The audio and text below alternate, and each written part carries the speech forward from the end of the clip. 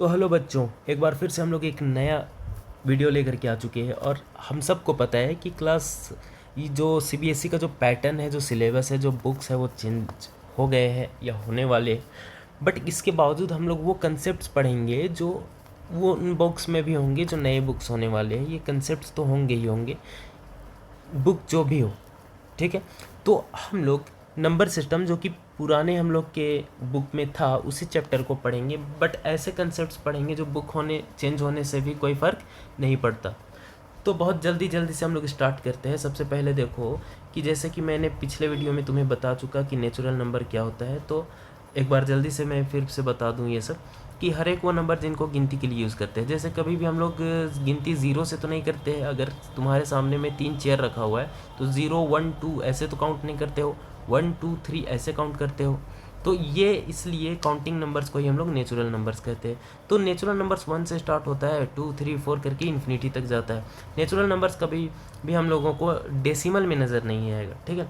दूसरा है हम लोगों का होल नंबर। होल नंबर क्या होता है? तो कुछ नहीं, बस जितने भी नेचुरल नंबर्स है 1 2 3 4 अप टू इन्फिनिटी, इसमें बस ज़ीरो को इंक्लूड कर लो, ठीक। तो ये होल नंबर्स कहलाया, ज़ीरो से लेकर के 1 2 3 4 ये इन्फिनिटी तक। अब तुम्हारे दिमाग में क्वेश्चन आ सकता है, बहुत छोटा सा क्वेश्चन है जो नहीं आना चाहिए, बट अगर आए, जैसे कि तुमको जानना हो कि 2 क्या है, नेचुरल नंबर या होल नंबर, तो इसका जवाब ये है कि 2 जो है वो नेचुरल नंबर भी है, होल नंबर भी है। एक साथ एक ही नंबर बहुत सारा चीज़ हो सकता है। तो आगे आने वाली चीज़ में ये चीज़ बताता हूँ। जैसे देखो तुम्हारे पास थर्ड तीसरा क्या है जो जानना था कि क्लास 6 में तुम्हारा सामना हुआ फर्स्ट टाइम इंटीजर्स से। और इंटीजर्स क्या होता है? तो मैंने कल तुम्हें बताया कि all natural numbers their negatives including zero, ये सब को हम लोग क्या बोलते हैं? इनको इंटीजर्स बोलते हैं। तो अब अगर तुमको ये पूछा जाए कि बताओ ये 5 क्या है, नेचुरल नंबर है, होल है या इंटीजर है, तो तुम बोलोगे कि 5 नेचुरल भी है, होल भी है, इंटीजर भी है। 0 नेचुरल भी है, सॉरी 0 क्या है? होल नंबर सिर्फ है, होल नंबर सिर्फ है, नेचुरल नहीं है और इंटीजर नहीं है। तो ये कंसेप्ट है। आगे अभी और समझते हम लोग क्या है कि अगर जैसे कि कोई भी नंबर -2 पूछा जाए क्या है, तो -2 इंटीजर तो है, बट ये होल नंबर नहीं है और ये नेचुरल नंबर भी नहीं है।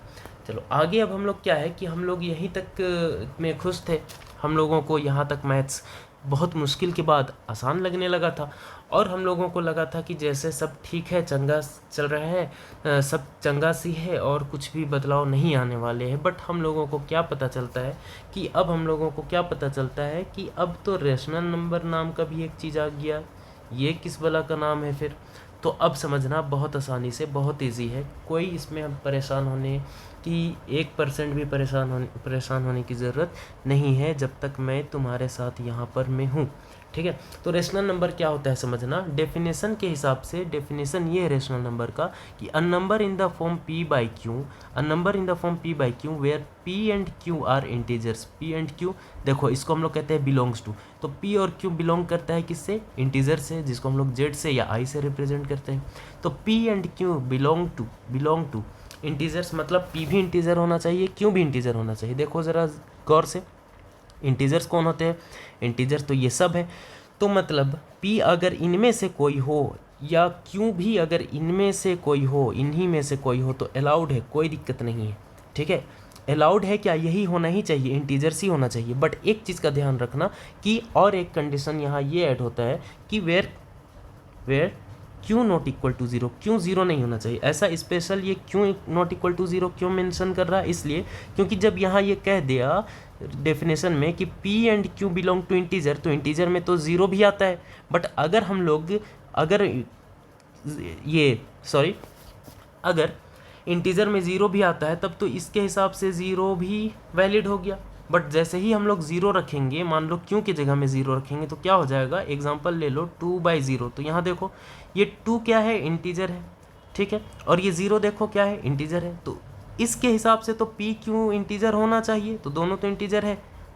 बट ये रेशनल नंबर नहीं होगा क्योंकि ये वाला कंडीशन मैच नहीं कर रहा। क्यों को 0 नहीं होना चाहिए, क्योंकि अगर क्यों 0 हो जाए तो क्या दिक्कत होता है? यहाँ देखो q/2/0 जब मैंने यहाँ लिखा तो तुम लोगों को पता है कि डिनोमिनेटर में 0 आ जाने से ये पूरा नंबर क्या हो जाता है, अनडिफाइंड हो जाता है।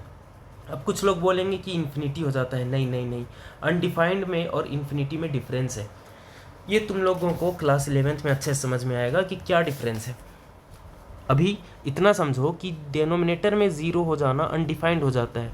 तो अगर हम लोग इसी चीज़ का हम लोगों को ध्यान रखना है कि रेशनल होने के लिए पी बाई क्यू का फॉर्म तो होना ज़रूरी है, जहाँ पी और क्यू इंटीज़र हो, बट इंटीज़र तो हो लेकिन डिनोमिनेटर मतलब कि जो क्यू है नीचे वाला डिनोमिनेटर वो 0 नहीं होना चाहिए, क्योंकि अगर ऐसा हुआ तो क्या हो जाएगा, ये पूरा नंबर रेशनल छोड़ो, ये तो डिफाइन ही नहीं रह जाएगा, अनडिफाइंड हो जाएगा, ये इसका एग्जिस्टेंस ही नहीं रहेगा, ये पता ही नहीं चल पाएगा कि कौन सा नंबर है।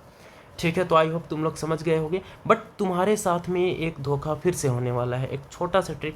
तो डरना नहीं है, ये मत सोचो कि धोखा होने वाला है तो मैं तुम्हें डरा रहा हूँ या तुम डर गए और तुम सोचने लगे कि अरे यहाँ तक तो भैया ने ठीक बताया, बट अचानक से धोखा बोल कर के हम लोगों को डरा दिए कि कहीं कंसेप्ट टफ ना हो जाए या बताया हुआ चीज़ इनवैलिड ना हो जाए। तो ऐसा कुछ भी नहीं है, यहाँ तक मैंने जो बताया वो 100% 100% सही है।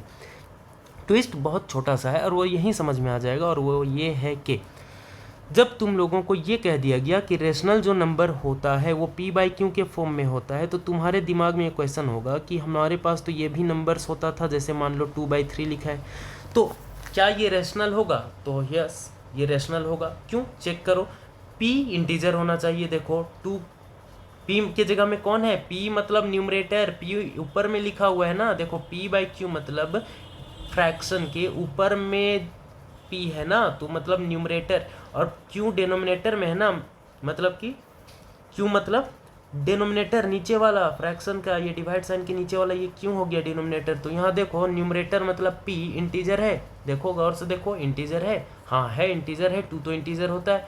फिर यहाँ देखो 3 क्या इंटीजर है, तो हाँ 3 भी तो इंटीजर है, इंटीजर होता है। तो मतलब ये पी बाई क्यू के फॉर्म में है, ये 2/3 पी बाई क्यू के फॉर्म में है, जहाँ पी भी इंटीजर हो गया और क्यू भी इंटीजर हो गया, पी भी इंटीजर जेड और क्यू भी इंटीजर जेड हो गया। और यहाँ डिनोमिनेटर को फिर से एक बार क्यू को देखो, क्यू नॉट इक्वल टू 0 होना चाहिए, क्यू 0 नहीं होना चाहिए। तो ठीक से देखो यहाँ डिनोमिनेटर में कौन है, क्यू की जगह में 3 है, क्या ये 0 है? तो नहीं है, तो 0 नहीं है। तो इस हिसाब से ये जो 2/3 है ये क्या बन गया, ये तो रेशनल बन गया। तो हाँ ये रेशनल है। तो अब तुम्हारे दिमाग में ये डाउट आ सकता है, बहुत छोटा सा डाउट है, आना नहीं चाहिए, बट 1-2% के दिमाग में ये आ सकता है डाउट, कि तुम बोलोगे कि ये तो हमने पढ़ा है कि ये तो फ्रैक्शन होता है, तो ये रेशनल कैसे हुआ? तो उसी का जवाब मैं अभी दे रहा हूँ, और बहुत सिंपल सा एक्सप्लेनेशन ये है कि 2/3 फ्रैक्शन भी है और रेशनल भी है। ऐसा कैसे? एक ही नंबर एक साथ दो चीज़ कैसे हुआ? तो अभी तो मैंने तुम्हें बताया कि यहाँ पर देखो ये नंबर 1 2 3 होल भी है और नेचुरल भी है। यहाँ ये नंबर्स देखो, कोई भी नंबर देख लो, 2 3 को फिर से देख लो, तो 2 और 3 क्या है यहाँ? ये इंटीजर भी है, देखो ये इंटीजर भी है 2, ये 3 इंटीजर भी है, नेचुरल नंबर भी है 2 और 3, और होल नंबर भी है 2 और 3। तो एक ही नंबर एक साथ में बहुत सारा टाइप्स हो सकता है, natural number, whole number, integer सब हो सकता है। ठीक है, तो अगर वो समझने में तुमको दिक्कत नहीं था, तो ये अपनाने में क्यों दिक्कत हो रही है कि 2/3 रैशनल भी होगा और फ्रैक्शन भी होगा? तो ये दोनों है, अब तुम एक्सेप्ट कर लियो इसको। अब आओ आगे समझना, यहाँ तक भी कोई दिक्कत नहीं है, सब चंगा सी है, यहाँ तक में तो हमें कोई परेशानी नहीं हुआ। इतना ही चीज़ होता चैप्टर में अगर, तो कोई दिक्कत था ही नहीं, बट दिक्कत होना शुरू हो जाता है तब जब मैं तुम्हें ये बता दूं कि रैशनल तक में भी तुम्हारा बुक सेटिस्फाइड नहीं है। ये 2 टाइप बोलता है, 2 तरह का नंबर बोलता है, रैशनल और इरेशनल। तो फिर ये किस बला का नाम है? तो ध्यान से समझो, बहुत ईजी है, कुछ करना ही नहीं है। पहले ये समझो कि जिस तरह से तुम लोगों को पहले ये बताया गया कि 1 2 3 नंबर्स होते थे, नेचुरल नंबर्स इन्हें कहते थे, और फिर यहाँ बाद में जा कर के क्लास 6 में 0 के साथ इंक्लूड करके और नेगेटिव नंबर्स को भी शामिल कर लिया गया और इन्हें बोल दिया गया क्या? इंटीजर्स।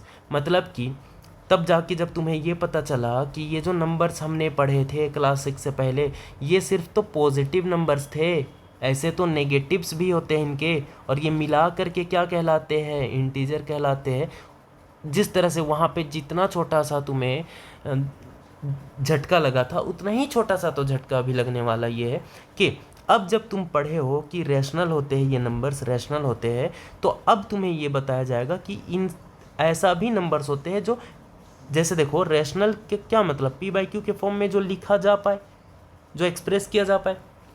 तो अब तुम समझो, जब ये पी बाई क्यू के फॉर्म में जो एक्सप्रेस किया जा पाए उससे अगर हम लोग रैशनल कह रहे हैं, तो कुछ ऐसे नंबर्स होंगे जिन्हें हम पी बाई क्यू के फॉर्म में एक्सप्रेस नहीं कर पाएंगे।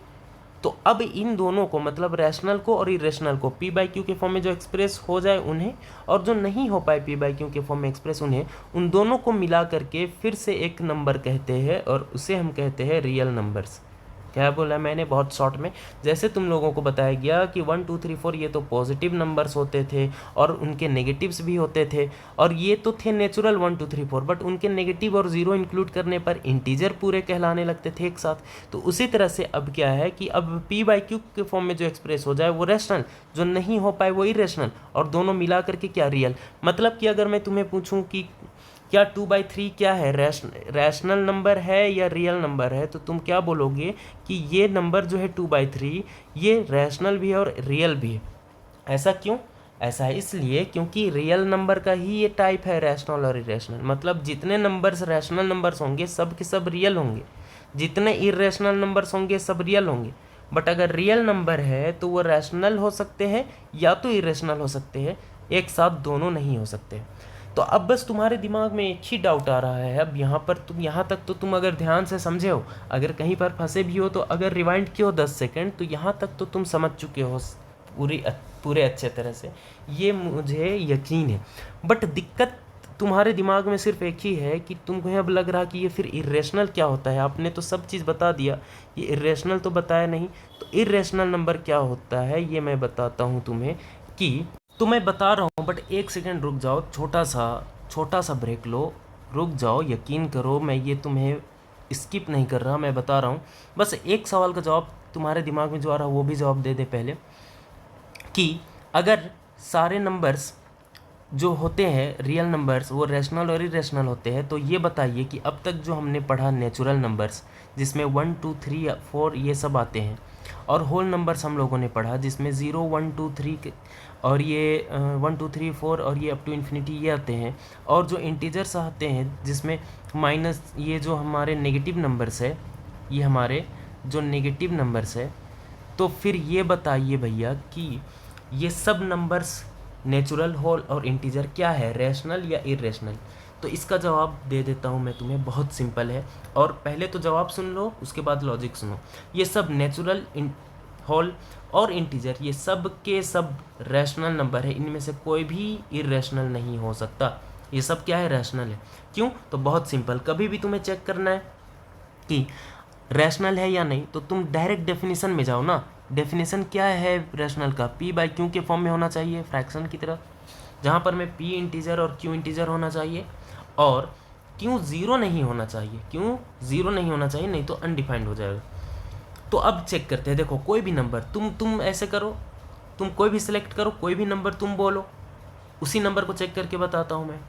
बोलो, ओ सॉरी रिकॉर्ड कर रहा हूँ, भूल गया था।